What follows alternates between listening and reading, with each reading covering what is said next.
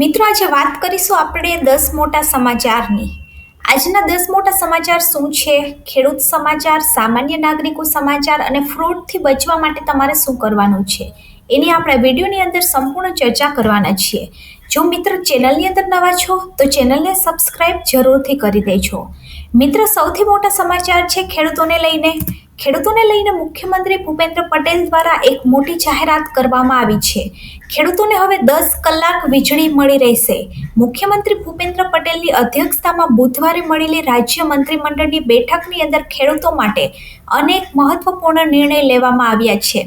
જેમાંનો એક નિર્ણય છે કે હવે ખેડૂતોને 10 કલાક વીજળી મળતી રહેશે, જેની અંદર રવિ પાકનું વાવેતર ચાલી રહ્યું હોવાથી રાજ્ય સરકારે 6 જિલ્લાના 13 તાલુકામાં વીજ પુરવઠો 8 કલાકથી વધારી અને 10 કલાક કરી દીધો છે. મિત્રો 20 નવેમ્બરથી અમદાવાદ, મહેસાણા, પાટણ, સુરેન્દ્રનગર, વાવ, થરાદ અને મોરબી જિલ્લાના કુલ 13 ગામની અંદર ખેતીવાડી ફીડર ઉપર વીજળી પુરવઠો 8 કલાકથી વધારી અને 10 કલાક કરી દેવામાં આવ્યું છે. આ નિર્ણયથી અંદાજે 1900 જેટલા ગામની અંદર 49,000થી વધુ ખેડૂતોને લાભ થશે. વધુમાં મિત્ર દાહોદ જિલ્લાની અંદર પણ આપણે વાત કરીએ તો ગરબાડા તાલુકાની અંદર 12 કલાક વીજ પુરવઠો પૂરો પાડવામાં આવશે, જેના કારણે 191 ગામના 9,000 જેટલા ખેડૂતોને સીધો લાભ મળશે. મિત્રો બીજા મોટા સમાચાર છે કૃષિ રાહત પેકેજને લઈને. કૃષિ રાહત 2025ની આપણે વાત કરીએ તો કમોસમી વરસાદના કારણે થયેલા નુકસાનથી ખેડૂતોને સહારો આપવા માટે રાજ્ય સરકારે જાહેર કરાયેલા 10,000 કરોડના કૃષિ રાહત પેકેજ માટે અત્યાર સુધીની અંદર રાજ્યભરના 10 લાખથી વધારે ખેડૂતોએ ઓનલાઈન અરજી કરી દીધી છે.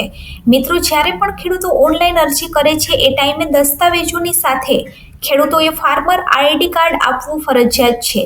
જે પણ ખેડૂતો ફાર્મર આઈડી કાર્ડ નહીં આપે તેમની સહાય અટકાવી દેવામાં આવશે. તે ઉપરાંત સપ્ટેમ્બર 2025ની અંદર થયેલા અતિભારે વરસાદ માટે જાહેર કરાયેલા 1,138 કરોડના વિશેષ રાહત પેકેજ અંતર્ગત 5 અસરગ્રસ્ત જિલ્લામાં 1.25 લાખથી વધુ ખેડૂતોએ અરજી કરી છે.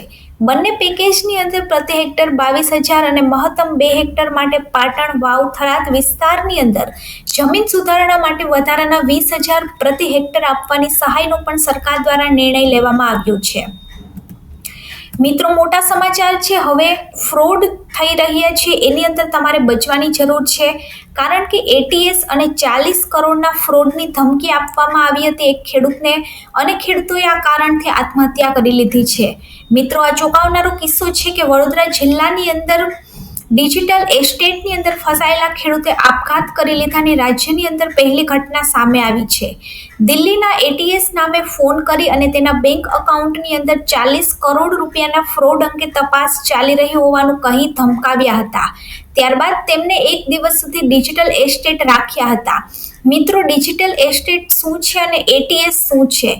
મિત્રો આની અંદર તમારે ખાસ ધ્યાન રાખવાની જરૂર છે, કારણ કે હવે સ્કેમરો તમને તમારા નંબર ઉપર ફોન કરે છે. નંબર ઉપર ફોન કરી અને તમને ધમકાવવામાં આવે છે કે તમારા નામે આતંકવાદી પ્રવૃત્તિઓ, ચાઇલ્ડ પોર્ન પ્રવૃત્તિઓ અને બીજી ઘણી બધી પ્રવૃત્તિઓ તમારા મોબાઈલ નંબરથી થઈ રહી છે, જેના કારણે 40-50 કરોડ અથવા તો 2 કરોડના ફ્રોડ થઈ ગયા છે તમારા નામે અને તમારા બેંક ખાતાની અંદર આવી વિગતો આવી છે. ત્યારબાદ સ્કેમરો તમને દિવસે ને દિવસે ફોન કરે છે, તમને વોટ્સઅપ નંબર ઉપર ફોન કરે છે. ત્યારબાદ તમને એવા ખોટા દસ્તાવેજો મોકલે છે કે જેનાથી તમને એવું લાગે છે કે આ સાચા જ છે. ત્યારબાદ એવું કહે છે કે હું પોલીસ છું અને તમને એક દિવસ સુધી ડિજિટલ એસ્ટેટ કરવામાં આવે છે. ડિજિટલ એસ્ટેટ એટલે કે તમારે ઘરની અંદર જ રહેવાનું અને એમને જે માહિતી જોઈતી હોય એ બધી માહિતી પૂરી કરવામાં આવેલી. રાજકોટની અંદર પણ એક વૃદ્ધની આવો સ્કેમ થયેલો હતો અને તેની ફરિયાદ પણ નોંધાવવામાં આવેલી હતી. આવા બધા ફ્રોડ જ્યારે પણ થાય છે ત્યારે તમારે ગભરાવાની જરૂર નથી. સ્કેમર જ્યારે પણ તમને ફોન કરે ત્યારે તમે તરત જ 1930 નંબર ઉપર કોલ કરો અને સાયબર ક્રાઇમ પોલીસનો સંપર્ક કરી દેવો જોઈએ. આની સાથે જ કોઈ પણ પોલીસ આ રીતે ડાયરેક્ટ ક્યારેય કોઈ પણ વ્યક્તિનો સંપર્ક કરતી નથી. આ પ્રકારની ઘટનામાં ક્યારેક ગભરાયા વગર સાયબર ક્રાઇમ પોલીસનો સંપર્ક કરવો જોઈએ અને આવા ઠગાબાજોથી બચવું જોઈએ. મોટાભાગના સાયબર ક્રાઇમ માટે 3 બાબત સૌથી મહત્વની છે, જેમાં પ્રથમ સાયબર ક્રાઇમરો તમને ડર બતાવે છે, ત્યારબાદ લાલચ આપે છે અને આ બાબતથી આપણે દૂર રહીએ તેવા સ્કેમરથી આપણે બચી શકીએ છીએ.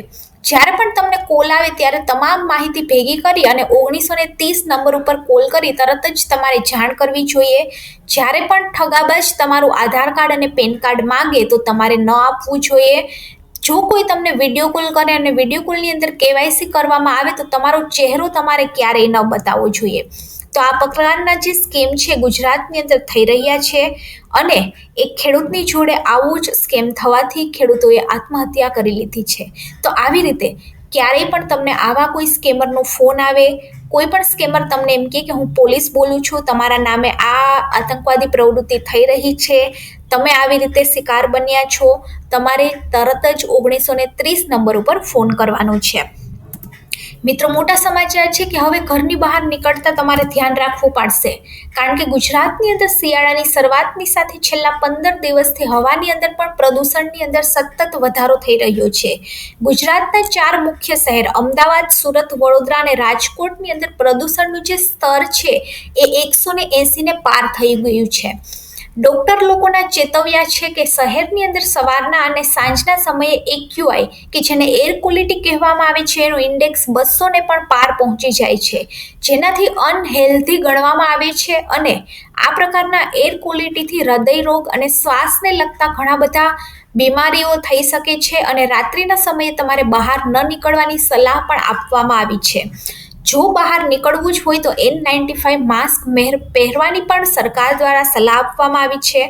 અમદાવાદ અને રાજકોટની અંદર નવેમ્બર મહિનાની શરૂઆતની સાથે AQI 180 ને પાર પહોંચી ગયું છે અને અમદાવાદ શહેરમાં આ વર્ષે 19મી નવેમ્બરે છેલ્લા 5 વર્ષમાં સૌથી વધુ 194 અને રાજકોટની અંદર 197 એર ક્વોલિટી નોંધાઈ હતી, જે એર ક્વોલિટી સૌથી ખરાબ છે, જે તમારા શ્વાસને લગતી બીમારીઓ અને હાર્ટ એટેકની અંદર, હૃદય રોગની અંદર મહત્વનો ભાગ ભજવે છે. તો જ્યારે પણ બહાર નીકળો ત્યારે N95 માસ્ક પહેરીને જ બહાર નીકળો.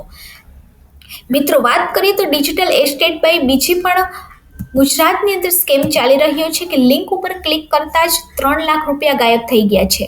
આ પણ ઘટના વડોદરાની છે કે વડોદરા જિલ્લાની અંદર ખેડૂતના મોબાઈલની અંદર વોટ્સઅપ ઉપર એક મેસેજ આવે છે અજાણ્યા નંબર પરથી. આની અંદર કોઈ એક બેંકના નામથી મેસેજ આવે છે, એટલે ખેડૂતને એવું થાય છે કે મેસેજ કદાચ બેંક દ્વારા આપવામાં આવ્યો હશે અને ત્યારબાદ એ લિંક ખેડૂત દ્વારા ભૂલથી ખોલાઈ જાય છે. જેવી એ લિંક ઉપર ક્લિક કરે છે એવું જ ઓટોમેટિક મોડની અંદર મોબાઈલ જતો રહે છે અને બેંકના OTPના મેસેજ આવવા લાગે છે. થોડી જ મિનિટની અંદર ખાતામાંથી એક બાદ એક એવા 3 ટ્રાન્ઝેક્શન થઈ જાય છે અને કુલ 3 લાખની રકમ જે છે એ ડેબિટ થઈ જાય છે. આ બાદ ખેડૂતને તરત જ ખબર પડી જાય છે કે મારી સાથે ઠગાઈ થઈ છે અને મારી સાથે સાયબર ક્રાઇમ થયો છે. તાત્કાલિક આ ખેડૂત 1930 નંબર ઉપર ફોન કરે છે અને હેલ્પલાઇન નંબર ઉપર પોલીસને જાણ કરે છે અને પોલીસ અત્યારે વધુ તપાસ હાથ ધરી છે. આવા કોઈ પણ ફ્રોડ થાય તો 1930 નંબર તમે નોંધીને રાખો, કારણ કે જેવી રીતે ડિજિટલ યુગ આગળ જતો રહ્યો છે એવી રીતે સ્કેમર્સો નવા સ્કેમ કરી રહ્યા છે. જ્યારે પણ તમને કોઈ પણ મેસેજ આવે, કોઈ પણ ધમકી આપે અથવા તો કોઈ પણ એવા ફ્રોડ થાય તો 1930 નંબર ઉપર તરત જ તમે જાણ કરી દો. મિત્રો, વાત કરીએ તો કૃષિ સહાય પેકેજના ફોર્મને અંતર્ગત મોટો સમાચાર. રાજ્ય સરકારે કૃષિ સહાય પેકેજને લઈને મહત્વપૂર્ણ સ્પષ્ટતા જાહેર કરી છે. સહાય માટેના ફોર્મ ભરાવતા ખેડૂતો પાસેથી પૈસા વસૂલતા હોવાની ઘણી બધી ફરિયાદો મળેલી છે, પરંતુ સરકારે જાહેરાત કરી છે કે ખેડૂતોએ સહાય માટેના ફોર્મ માટે કોઈ પણ પૈસા નથી આપવાના, 1 પણ રૂપિયો નથી આપવાનો. ફોર્મ ભરવાની અને સહાયની બધી જ પ્રોસેસ નિઃશુલ્ક છે. તાજેતરની અંદર કેટલાક વિસ્તારની અંદર મળતી માહિતી અનુસાર ફોર્મ ભરવા માટે લોકો પૈસા લઈ રહ્યા છે, ખેડૂતો પાસેથી પૈસા લેવામાં આવી રહ્યા છે, પરંતુ ખેડૂતોએ સચોટ થવાની જરૂર છે, કારણ કે સરકારે જાહેરાત કરી છે કે આ ફોર્મ તમને તદ્દન ફ્રીમાં મળશે અને આના માટે કોઈ પણ પૈસા લેવામાં નહીં આવે. અને જો કોઈ પણ વ્યક્તિ તમારા પાસે પૈસા માંગે તો તમારે તરત જ સંબંધિત અધિકારીને જાણ કરવાની છે. મિત્રો, મોટા સમાચાર છે નીતિશ કુમારને લઈને. નીતિશ કુમારે ઇતિહાસ રચી દીધો છે. બિહારની અંદર નીતિશ કુમાર 10મી વખત બિહારના મુખ્યમંત્રી બની ગયા છે. નીતિશ કુમારે પદ અને ગુપ્તતાના શપથ પણ લઈ લીધા છે. અને મિત્રો, વાત કરીએ તો આ શપથની અંદર વડાપ્રધાન નરેન્દ્ર મોદીની હાજરીમાં નીતિશ કુમારે ગુરુવારે રેકોર્ડ 10મી વખત બિહારના મુખ્યમંત્રી બની ગયા છે. પહોંચી શકશે. તો મિત્રો, આ હતા આજના 10 મોટા સમાચાર. સમાચાર સારા લાગ્યા હોય તો આપણી ચેનલ ગવર્મેન્ટ સાથીને સબસ્ક્રાઇબ જરૂરથી કરી દેજો. અને આપણી નવી ચેનલ ગવર્મેન્ટ સાથી ન્યૂઝ કે જેની અંદર આપણે આવા 10 બરોજના નવા સમાચાર મૂકીએ છીએ એને પણ તમારો પ્યાર અને સપોર્ટ જરૂરથી આપજો.